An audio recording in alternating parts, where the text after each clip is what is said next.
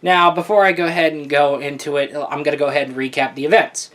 Okay, so what happened here was that FTC started coming in with the reinforcement of COPPA. After finding YouTube, they had a conference saying, oh, guess what? We're going to be going after YouTube creators. YouTube creators are going to be at risk of getting fined, and we're going to be shooting fish in a barrel. And what that totally said.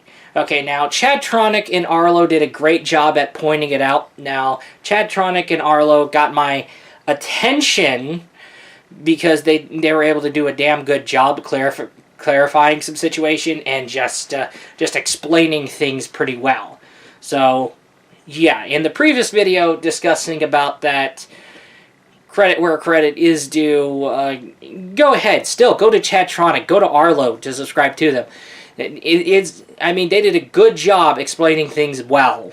And that is why I ended up linking these two in my description of the previous video talking about COPPA, which is really great.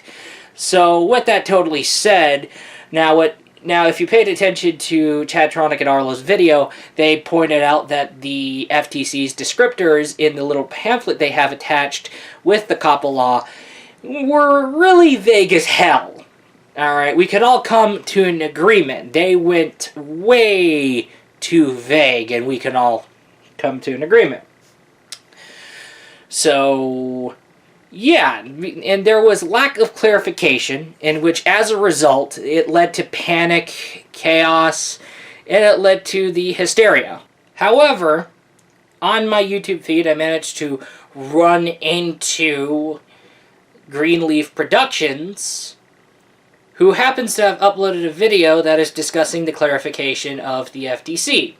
And in his video's description, you can see that link to go in and check for yourself if you wish to check out for it. So, essentially what that is that Greenleaf Productions decided to say, hey, look, the FTC has clarified some things and pointed out what they did really clarified well, and it is about damn time. So, yeah. So, Greenleaf Productions, in his video, went in and explained details of the FTC's clarification, and he did a good job explaining. Yeah, if you haven't seen it, go check it out. But he did a fantastic job explaining things very well, getting things more clearer, and yeah, that's something. And let's not forget to mention, he did say if you do not believe him, go to the page he linked in the description. So go ahead and do that.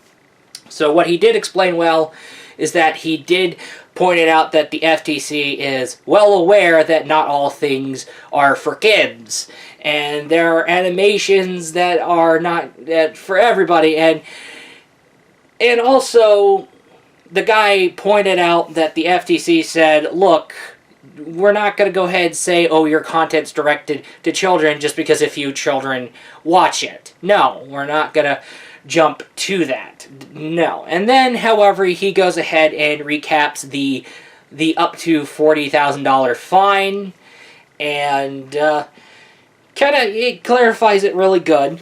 So, essentially, everything in this FTC situation is clarified pretty much very well. If you haven't seen Greenleaf Productions' video, I will link to it in the description. Worth watching. Definitely worth watching. Anyway, with that totally said, I'm going to go ahead and do a little update video on this because I am glad they finally did an update on that one. Because, thank goodness. But, however, there's elephants in the room, which I will get to later. Alright? And, yeah, let's be honest here. Food for thought. Yeah. Okay, let's come to an agreement that FTC should have said something a long time ago. Let's be honest here. They should have said something a long time ago to clarify things from left and right. Now, also, I did manage to take a look at the FTC's page myself, and I did manage to go ahead and just read along as Greenleaf Productions did talk about the video. And, yeah, they're understanding that they didn't clarify things good enough, and finally, if you kind of take a look at the official FTC page for the COPPA situation, I will go ahead and link that below as well. Okay, so with that totally said, I am glad that they're finally considering this. They're saying that they're aware that we're not clarifying things good enough, and we need to go and figure out some, we need to go look into it and get some things refigured out. Okay, now, the situation with that here, something needs to be figured out about the people who actually intend on making kid-friendly content, who are more willing and have been more willing than the other YouTube creators who were forced to be, quote, advertiser-friendly when it's kid-friendly. We'll get to that later. But however, for the people who actually make content for kids, something needs to be figured out, or we could be seeing Little Junior's favorite shows go bye-bye from the YouTube space. And not everybody can afford Disney Plus, and not everybody's going to be up with Disney right now. I know people are going to be fatigued with Disney after their cinematic shit posts. Now, the same thing is still said for YouTube. Even if the COPPA situation is clarified good enough, or is explained very well, or is just demolished altogether, whatever the fate is, whatever, this whole COPPA situation is doing nothing but teaching that, look, what Filthy Frank and Brandon Rogers did was show to everybody, look, this family-friendly orange glad I didn't say banana shenanigans is not going to work out. So you're going to have to take the kitty gloves off, and you're going to have to think about some things. Alright? I'm not saying all kid-friendly channels or all people who make kid-friendly content should stop making kid-friendly content. No. But, however, but what Filthy Frank and Brandon Rogers has told people is that, look, the orange and glad I didn't say banana super safe stuff is not going to do it anymore. People are going to want more. People are going to hunger for more. It's a part of human life. It's a part of being human. And with that totally said, if you stick with the family-friendly orange and glad I didn't say banana thing because it's super safe throughout your whole life permanently, it will come back and bite you in the ass. This is something when it comes to Filthy Frank and Brandon Rogers, because when they came out with their content, they shown this fact to not just the creators, but also the audience in general. The audience needed more than orange and glad I didn't say banana. So with that said, YouTube, there was no point in forcing everybody and demonetizing everybody and getting people backed into a corner and forced to go family-friendly and then disguise family-friendly as advertiser-friendly. It's just because you're too scared to lose advertisers over a hit piece, mind you. Over a hit piece. You didn't think about that? Do you kind of see? Do you kind of see where the shenanigans goes? Okay? You're going to have to explain to your advertisers that we got to keep a promise with our creators, and quote, this is what you should be saying, YouTube.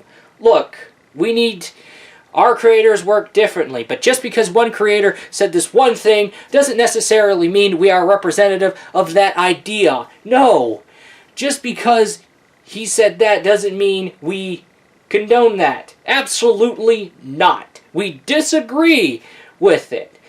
But with that totally said, that's just one person out of the million other creators that are creating content. The food for thought. Come on, guys. This is something you should have been saying to the advertisers. This is something you should be explaining and driving through with the advertisers, instead of just jumping to the whole demonetization shit. It's getting ridiculous. Also, when you go and just do this stuff and just say, hey, everybody has to be family friendly. Oops, I mean advertiser friendly. Come on, guys, I don't want to lose any more subscribers. I mean, not subscribers. I don't want to lose any more advertisers. I don't want to lose our advertisers, guys. When you do that, that kind of hurts creative freedom. And when it comes to creative freedom, this is something that the entertainment needs. So when you do something like that, not only do you hurt creative freedom, you end up hurting the entertainment industry. And now, where we are right now, you've ended up hurting yourself in the process as well. So this is something that YouTube needs to think about. So both YouTube and Blogger is going to end up having competition one day. Your Google services are going to have competition one day. And if you pull off the shenanigans, people are going to be tired of the bullshit, and people are going to be going from YouTube to the competitor. I mean, YouTube's not realizing, hey, Storyfire is coming. I mean, seriously. Storyfire is going to come and rain down on them. They're going to hit them like it's nothing. And because they didn't get their crap together, guess what? Everybody's going to Storyfire. Everybody's uploading at Storyfire.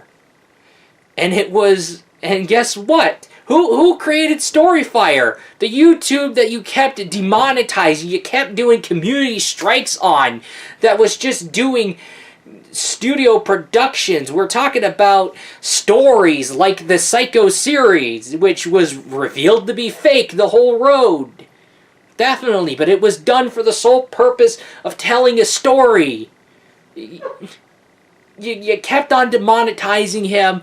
You kept on suppressing the guy.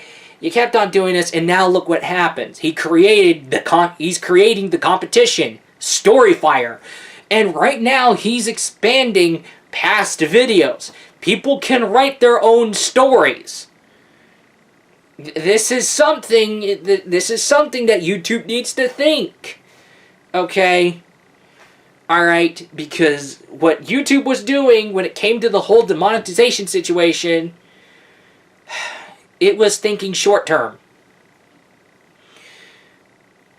Alright? Because there is long-term consequences with what YouTube's been doing. And if they do not figure something out, the long-term consequences is going to come, and it's going to bite them. With that being said, that's all I got to say. That's all. I'll be looking forward to you in the next video. Peace out.